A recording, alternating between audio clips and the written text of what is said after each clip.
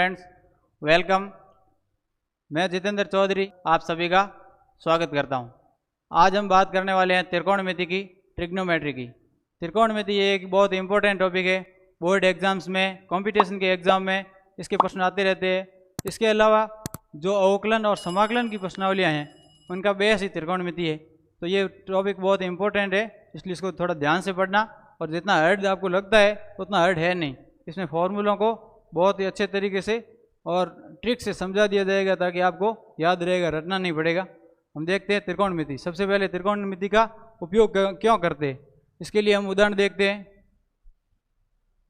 आप सभी लोग दिल्ली तो गए होंगे, और दिल्ली गए तो आपने कुतुब मीनार तो ज़रूर देखा होगा। तो कुतुब मीनार ये नहीं देखा है तो चलो कुतुब मीनार चलते हैं और देख लो आराम से कुतुब मीनार को। ये खड़े आप और ये रहा कुतुब मीनार। अब वहाँ आपको किसी ने पूछ लिया कि कुतुब मीनार की ऊंचाई कितनी है, इसको बिना मापे बताओ, तो आप कैसे बताएंगे? इसके लिए हम त्रिकोणमिति की सहायता लेंगे। तो ये हो गई ऊंचाई।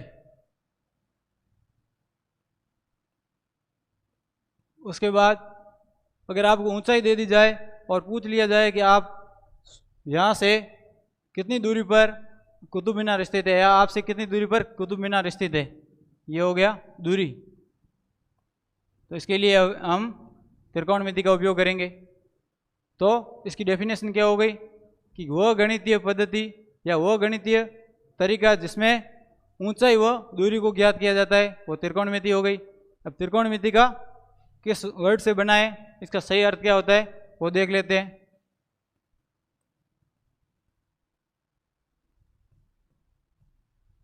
त्रिकोणमिति इसे इंग्लिश में ट्रिग्नोमेट्री कहते हैं। ये ट्रिग्नोमेट्री 3 वर्ड से मिलकर बना हुआ है। इसको हम अलग अलग डिवाइड करके देख लेते हैं। ट्री, गॉन और मैट्री या मेट्रॉन। ट्री, गॉन और मेट्रॉन, इनके क्या अर्थ होते हैं? ट्री का अर्थ हो गया 3, गौन का अर्थ होता है भुजा, और मेट्रॉन यानी मापना। हम ट्रिग्नोमेट्री में 3 भुजाओं को मापते हैं। 3 भुजाएं किस में होती है? 3 भुजाएं त्रिभुज में होती है। लेकिन हम यहाँ पर पर्टिकुलर समकोण त्रिभुज का प्रयोग करेंगे। समकोण त्रिभुज का प्रयोग क्यों करेंगे वो भी आपको पता होना चाहिए, क्योंकि जो पाइथागोरस प्रमेय लगती है त्रिकोणमिति में, वो पाइथागोरस प्रमेय समकोण त्रिभुज के ऊपर आधारित होती है, क्योंकि उसमें जो फॉर्मूला होता है वो समकोण त्रिभुज की भुजाओं पर आधारित है। तो हम देखते हैं सबसे पहले समकोण त्रिभुज को।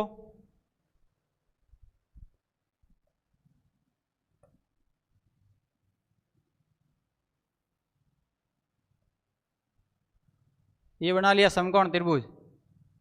अब हम बात करते हैं इसमें, ये हो गया 90 डिग्री का कोण जो समकोण है। इस समकोण त्रिभुज का नाम दे दिया ए बी सी।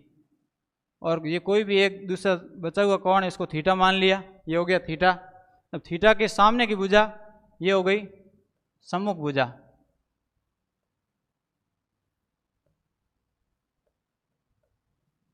सम्मुख भुजा, और जो थीटा के साथ जुड़ी हुई है वो हो गई संलग्न भुजा। ये संलग्न भुजा।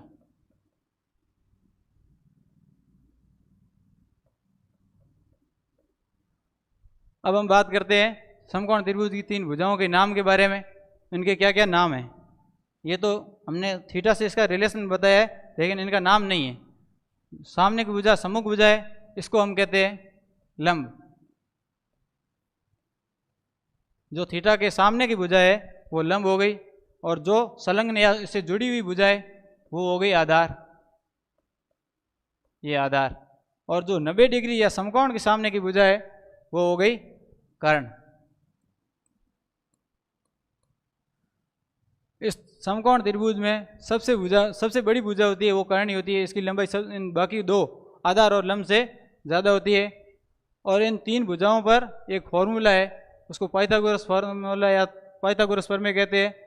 उसके अंतर्गत हम 2 भुजाएं अगर दे रखी हो और तीसरी भुजा आपको ज्ञात करनी हो तो उस फॉर्मूले का यूज कर सकते हैं। हम देखते हैं पाइथागोरस प्रमेय को।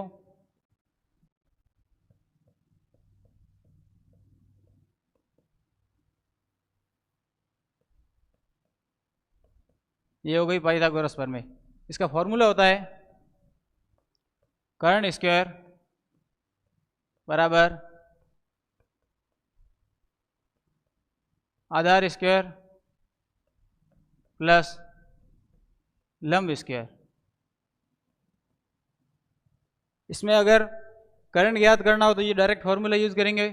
आधार या लंब की लंबाई ज्ञात करनी हो तो हम इसका पक्षांतरण कर लेंगे और इसी फॉर्मूले से ज्ञात कर लेंगे इनकी लंबाई शेष दो भुजाओं की।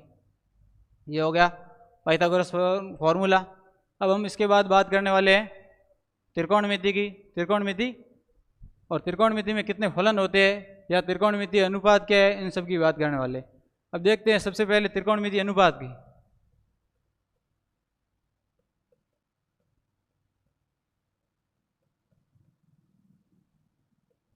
त्रिकोणमितीय अनुपात क्या होता है?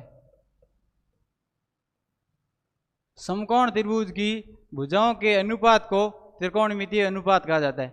समकोण त्रिभुज की ये तीन भुजाएं हैं, कर्ण, आधार और लंब। इन भुजाओं के अनुपात होगा वही त्रिकोणमितीय अनुपात होगा। अब उसके बारे में बात करते हैं। त्रिकोणमितीय अनुपात, एक बात और बताना मैं चाहता हूं आपको कि त्रिकोणमिति छक्के लगाती है, अर्थात त्रिकोणमिति में 6 त्रिकोणमितीय अनुपात होंगे। ये हो गए छक्के से 6 त्रिकोणमितीय अनुपात। उनके नाम लिख लेते हैं। सबसे पहले sine theta, cos theta, tan theta, cot theta, sec theta और कोसेक थीटा। अब ये जो भी 6 त्रिकोणमितीय अनुपात है इनके हम मान ज्ञात करेंगे जो भी समकोण त्रिभुज की भुजाएं थी उनके अनुपात के रूप में। तो उसके लिए हम पहले ट्रिक लिखते हैं, उससे आपको फॉर्मूला बहुत आसानी से याद हो जाएगा और आपको रटना भी नहीं पड़ेगा। एल ए एल अपॉन के ए, अर्थात लाल बटे कक्का। ये हो गया फॉर्मूला।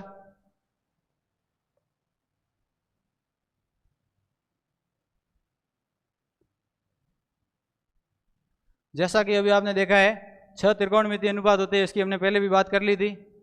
अब 6 अनुपात है और यहाँ हमको 1 से स्टार्ट करते हैं। सबसे पहला है साइन थीटा, ये हो गया साइन थीटा। उसके बाद है कॉस थीटा, उसके बाद टेन थीटा। यहाँ ये 3 बारी पूरा हो रहा है और हमारे पास 6 त्रिकोणमितीय अनुपात है। तो बाकी वाले तीनों के लिए हम इस काउंटिंग को वापस स्टार्ट करते हैं इधर से। ये हो गया कॉट थीटा, सेक थीटा और जो लास्ट में है कोसेक थीटा।